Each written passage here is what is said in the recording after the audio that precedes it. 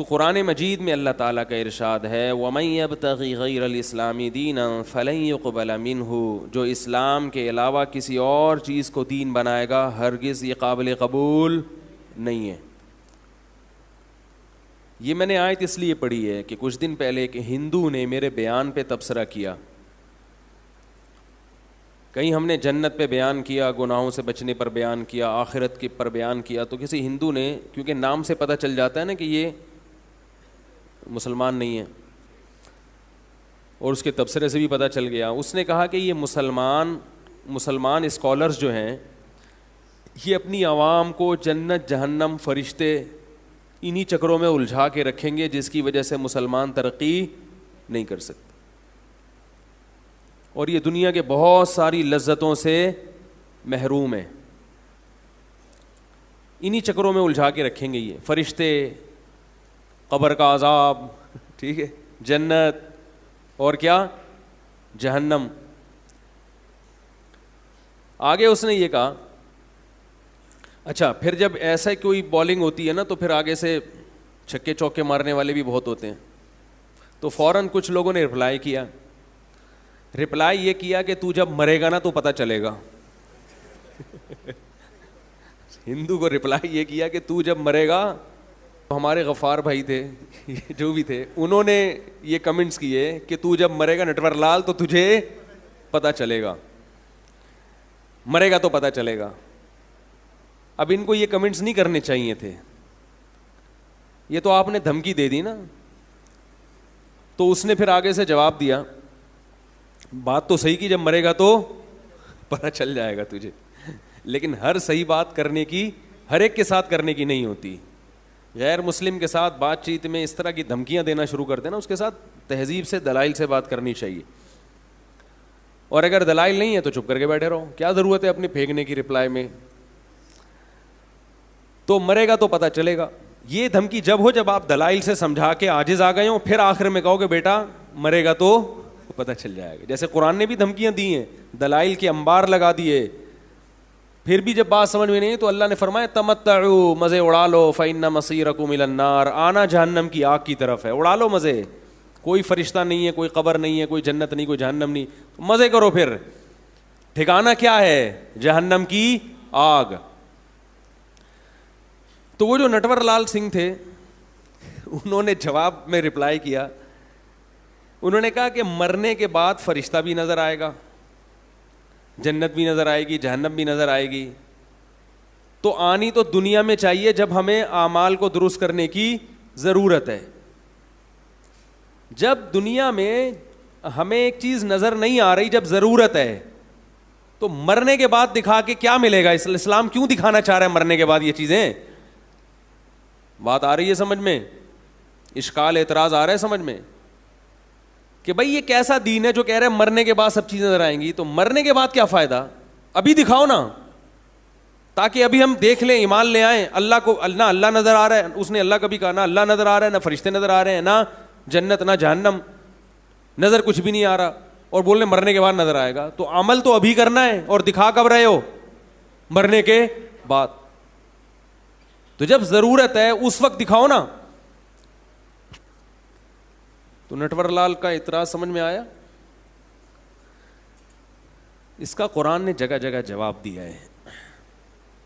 یہی تو بات ہے جو پیغمبر لوگوں کو سمجھانے کے لیے آئے ہیں۔ دکھا دیں، اگر اللہ یہ دنیا میں چیزیں دکھا دیں تو پھر آزمائش بولو بھائی ختم۔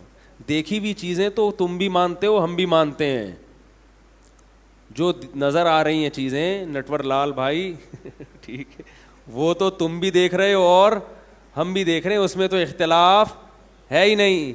اختلاف وہاں ہوتا ہے جہاں صغرے کبرے ملا کے نتیجہ اخذ کیا جائے، دلائل اس کا تجزیہ کر کے کوئی صحیح نتیجے پہ پہنچے اور کوئی غلط نتیجے پہ، وہاں انسان کی آزمائش اور وہاں انسان کا امتحان ہوتا ہے۔ قرآن بار بار اپنی کتاب میں کہہ رہا ہے، اللہ اپنی کتاب میں بار بار کہہ رہے ہیں کہ میں نے اس کائنات کو علامت بنایا ہے، اور علامت ہمیشہ اس چیز کی ہوتی ہے جو چیز کبھی نظر نہیں آتی۔ اگر وہ نظر آئے تو پھر اس کے لیے علامتوں اور سائن بورڈ کی ضرورت نہیں ہوتی۔ دیکھو بچہ جب پیدا ہوتا ہے اللہ ماں کی چھاتیوں میں دودھ پیدا کرتا ہے کہ نہیں کرتا؟ یہ علامت ہے کس کی؟ کہ اس کو کسی نے پیدا کیا ہے جو اس کی بنیادی ضرورتوں سے واقف ہے. کیونکہ اللہ نظر نہیں آ رہا، اور اللہ کی یہ صفات کہ وہ ہر چیز پر قدرت رکھتا ہے، یہ صفت بھی ہمیں نظر نہیں آ رہی، اور وہ اپنے بندوں سے محبت کرتا ہے، یہ صفت بھی ہمیں نظر نہیں آ رہی.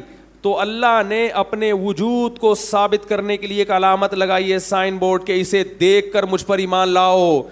ان میں ایک نشانی کیا ہے؟ ادھر بچے کی پیدائش ہوئی، ادھر ماں کی چھاتیوں میں دودھ پیدا ہو گیا. کیا یہ خود بخود ہو رہا ہے؟ یہ جو ماں کے پیٹ میں اور ماں کے جسم میں ایسے سافٹ ویئر ڈل گئے ہیں کہ ادھر بچہ پیدا ہوا، پہلے ماں روٹی کھا رہی تھی، اس سے گوشت بنتا، اس سے خون بنتا. ادھر ماں نے روٹی کھانا شروع کی، فوراً بچے کی پیدائش پہ کیا تبدیلی آئی ہے؟ دودھ بننا شروع ہو گیا. یہ خود بخود ہو رہا ہے. یہ سائن بورڈ ہے، علامت ہے جو آپ کو بار بار بتائے گا کہ اس بچے کو کوئی بنانے والا ہے. اور ایسے پروگرام جو ماں کے پیٹ میں داخل ماں میں انسٹال کر دیے، اس کا یہ کوئی پروگرامر ہے، یہ خود سے نہیں ہو رہا. آپ ایک کمپیوٹر میں ایف کا بٹن دباتے ہیں کی بورڈ پہ تو ایف لکھ کر آتا ہے، ورڈ پیڈ پہ آتا ہے کہ نہیں آتا؟ یہ خود بخود ہو رہا ہے. یہ کمپیوٹر کو اتنی سمجھ خود بخود پیدا ہو گئی، یقیناً اس میں کسی سائنسدان نے پروگرامنگ کی ہے، اس میں ونڈو کو انسٹال کیا گیا ہے، اس میں پورا سیٹ اپ لگایا گیا ہے. خدا کی قسم ایف کا بٹن دبانے سے سامنے ایف لکھ کر آ جائے، یہ اتنا پیچیدہ سسٹم نہیں ہے. بچے کی پیدائش ہوتے ہی روٹی سے دودھ بننا شروع ہو جائے، اللہ کی قسم یہ مشین کمپیوٹر سے کروڑہ گنا زیادہ پیچیدہ ہے. تبھی آج تک بڑے بڑے ذہین سائنسدانوں نے کمپیوٹر تو ایجاد کر لیا، مگر ایسی مشین ایجاد نہیں کی اب تک کہ وہ بچہ پیدا کرے اور اس کی چھاتیوں میں دودھ پیدا ہو جائے فوراً. یہ عجیب بات ہے، کمپیوٹر کو دیکھ کر تو یقین کر لیتے ہیں اس کا بنانے والا کوئی بڑا ذہین سائنسدان ہے، اور بچے کی پیدائش کو دیکھ کے یقین نہیں کرتے کہ اس کا پیدا کرنے والا کوئی رب ہے، علی کل شیء قدیر ہے، جو ہر چیز پر قدرت رکھتا ہے، اور وہ اپنے بندوں سے محبت بھی کرتا ہے اور اپنے بندوں کی ضرورتیں پوری بھی کرتا ہے. تو نشانیاں وہیں دکھائی جاتی ہیں جہاں اصل چیز. دیکھو آپ جب روڈ پہ سفر کرتے ہیں تو سائن بورڈ پہ لکھا ہوتا ہے خبردار آگے کھائی ہے، لکھا ہوتا ہے کہ نہیں لکھا ہوتا؟ کیوں لکھا ہوتا ہے؟ اس لیے کہ کھائی نظر، بھائی کھائی نظر آ رہی ہوتی ہے؟ نہیں آ رہی ہوتی نظر. اگر نظر آ رہی ہوتی تو پھر سائن بورڈ کی ضرورت نہیں ہے. یہ کائنات اللہ نے اپنے انٹروڈکشن کے لیے پیدا کی ہے. اگر اللہ ہمیں نظر آ رہا ہوتا اور اللہ نے اپنے آپ کو دکھانا ہی ہوتا تو پھر اللہ کو انٹروڈیوس کرانے کی ضرورت نہیں تھی اپنے آپ کو، پھر اللہ کو ضرورت نہیں تھی.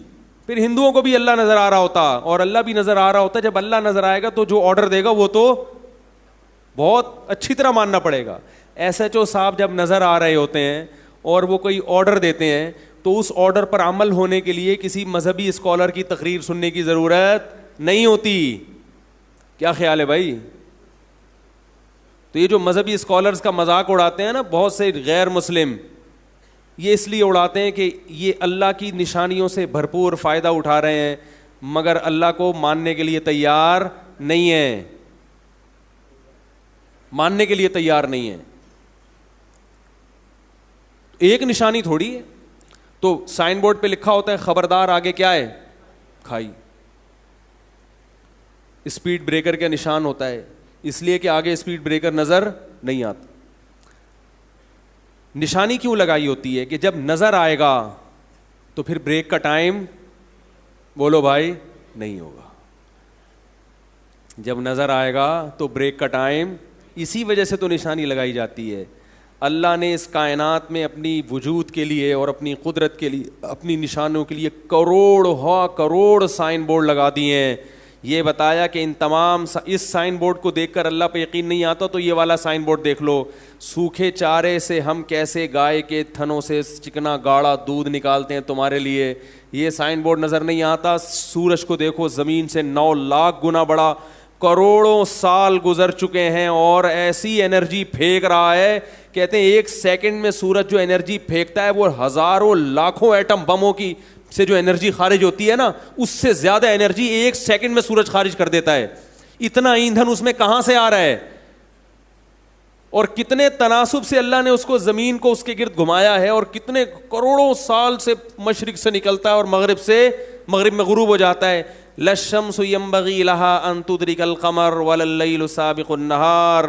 فرمایا نہ دن رات سے پہلے آتی ہے اور نہ سورج اور چاند آپس میں ٹکراتے ہیں. کل فی فلک یسبحون, ہر ایک اپنے دائرے میں تیرتا ہوا چلا جا رہا ہے.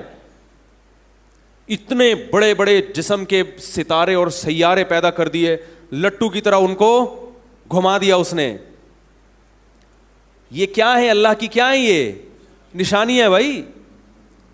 اولم یروا الی الطیر فوقہم صافات ویقبضن, فرمایا ان پرندوں کو نہیں دیکھتے کیسے اپنا بیلنس اور توازن قائم کر کے ہواؤں میں اڑ رہے ہیں. اگر کوئی شخص یہ کہے ہوائی جہاز کے بارے میں, اڑتا ہوا ہوائی جہاز جا رہا ہو, اس میں ایک بیلنس ہوتا ہے نا بھائی. ہوائی جہاز میں, پلین میں جب آپ بیٹھتے ہیں, پلین جب ہوا میں اڑتا ہے تو اس کی باڈی کوئی خاص کیلکولیشن سے بنایا گیا ہوتا ہے کہ اتنی اسپیڈ میں یہ اڑے گا تو اس کی دم کیسی ہو, اس کا جو آگے سے سر ہے وہ کیسا ہو, پر کتنے لمبے ہوں.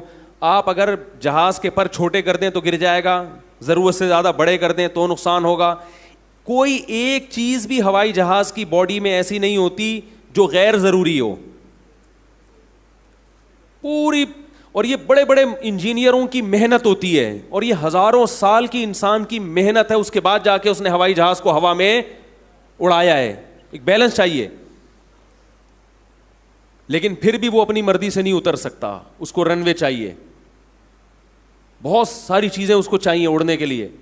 اللہ فرماتے ہیں اولم یروا الی الطیر, ان آسمانوں پہ اڑتے ہوئے پرندوں کو نہیں دیکھتے کیسے اپنے پروں کو پھیلائے ہوئے اور پروں کو سمیٹ کے ہواؤں میں اڑ رہے ہیں. کیا یہ مشینیں خود بخود ایجاد ہو گئی ہیں؟ بولو بھائی. یہ جو ہواؤں میں پرندے اڑ رہے ہیں, اس مشینری کو کسی نے ڈیزائن نہیں کیا, یہ آٹومیٹک وجود میں آ گئی ہے, اتفاق سے وجود میں آ گئی ہے. ہوائی جہاز کا سسٹم اللہ کی قسم اتنا پیچیدہ نہیں ہے جتنا پرندوں کا سسٹم. ایک مکھی بھی چھوٹا سا پرندہ ہے, اس کے اڑنے کی اور پروں کو ہلانے کی اسپیڈ چیک کر کے دیکھو, کبھی پتہ چلے گا آپ کو کتنی اسپیڈ سے اپنے, یہ ہیلی کاپٹر بھی اتنی اسپیڈ سے اپنے پروں کو نہیں گھماتا. اور عجیب بات ہے یہ ہوا میں ریورس بھی ہو جاتے ہیں.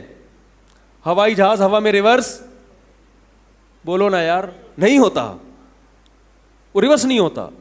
سمندر کے ایک کنارے سے پرندے ہواؤں میں اڑتے ہیں, ایک بر اعظم سے اڑتے ہیں اور صف بستہ ہو کے دوسرے کنارے تک پہنچ جاتے ہیں. کون ہے جس نے ہواؤں میں ان کو اپنا بیلنس قائم کرنا سکھایا؟ کون ہے جس نے ہواؤں میں ان کو قطار میں اڑنا سکھایا؟ کون ہے جس نے ہواؤں میں ان کو لائن میں لگنا سکھایا؟ جاپان نے صدیوں محنت کر کے اپنی قوم کو لائن میں لگنا سکھایا ہے, خود بخود وہ قوم لائن میں لگنا نہیں سیکھی. تو ہواؤں میں جو اڑنے والے پرندے ہیں ان کو قطار بنا کے اڑنا, اور ان کو اتنی تہذیب, کیا انہوں نے جاپان کی یونیورسٹیوں میں سیکھی ہے تہذیب؟ کیا ان کو کسی انسان نے سکھائی ہے, کسی سائنسدان نے سکھائی ہے؟ یہ وہ نشانیاں ہیں جنہیں دیکھ کر عقل مند لوگ اللہ کے وجود پر ایمان لاتے ہیں, اور جن کی عقلیں مسخ ہو چکی ہیں, جن کی عقلیں شہوت پرستی سے اندھی ہو چکی ہیں, انہیں دنیا کی ہر چیز نظر آئے گی مگر ان کو اللہ نہیں نظر آئے گا. اس کائنات کو بنانے والا نظر نہیں آئے گا, اور نہ وہ اس کے بارے میں سوچنے کے لیے تیار ہوں گے. انہیں یہی اعتراض رہ گئے مذہبی اسکالر نے جنت جہنم میں اور اللہ میں لگا دیا. مزے اڑاؤ, نائٹ کلبوں میں ناچو گاؤ, شرابیں پیو اور عیش و عشرت کی زندگی گزارو, ان مولویوں کی مجلس میں مت بیٹھو. وہ یہی کرتے رہیں گے. ایسے لوگوں کو قرآن یہی دھمکی دے گا اور بالکل بجا دے گا, تمتعوا فإن مصيركم إلى النار, اڑا لو مزے, آنا تم نے جہنم کی آگ کی طرف ہے, آنا جہنم کی آگ. اللہ نے برحق بنائی ہے جہنم کی آگ, اس کو جہنم کی آگ بنانے کا حق ہے, کیونکہ اس نے اپنے وجود اور اپنے دین کے برحق ہونے کے اتنے دلائل دنیا میں قائم کر دیے ہیں کہ ان دلائل کے ہوتے ہوئے اب کسی کے لیے انکار کی گنجائش نہیں ہے. انکار کی گنجائش نہیں ہے آپ کے پاس. اسلام آپشنل نہیں ہے کہ جس کا دل چاہے اسلام قبول کرے, جس کا دل چاہے نہیں کرے. آپشنل ہے دنیا کی حد تک, آخرت کے معاملے میں نہیں ہے. آخرت کے معاملے میں اللہ کا فیصلہ ہے وَمَن يَبْتَغِ غَيْرَ الْإِسْلَامِ دِينًا, اسلام کے علاوہ کسی بھی دین کو فالو کرو گے فَلَن يُقْبَلَ مِنْهُ, میں آخرت میں قبول نہیں کروں گا. وَهُوَ فِي الْآخِرَةِ مِنَ الْخَاسِرِينَ. اور کامیابی کی جتنی ورکشاپ کر لو اور جتنے موٹیویشنل اسپیکرز کی تقریریں سن کے سکسیز حاصل کرنے کی کوشش کرو, اللہ فرماتے ہیں جب تک اسلام کو فالو نہیں کرو گے, کائنات کو بنانے والے کو نہیں مانو گے, اس کے حکامات کو فالو نہیں کرو گے, ان موٹیویشنل اسپیکرز کی تقریریں سن کے میں تمہیں کامیاب نہیں کروں گا. یہ خود بھی جہنم کے ایندھن بنیں گے اور تمہیں بھی اپنے ساتھ جہنم کی آگ میں دھکیلیں گے. یہ تمہیں بھی دھکیلیں گے جہنم میں اپنے ساتھ, اس لیے کہ اللہ نے اس کائنات کو اپنے انٹروڈکشن کے لیے بنایا ہے. تم نے اس کائنات میں اللہ کی نعمتوں سے مزے تو اڑائے مگر اس خالق کو پہچاننے کے لیے تیار, بولو بھائی, نہیں ہو تم اس کے لیے.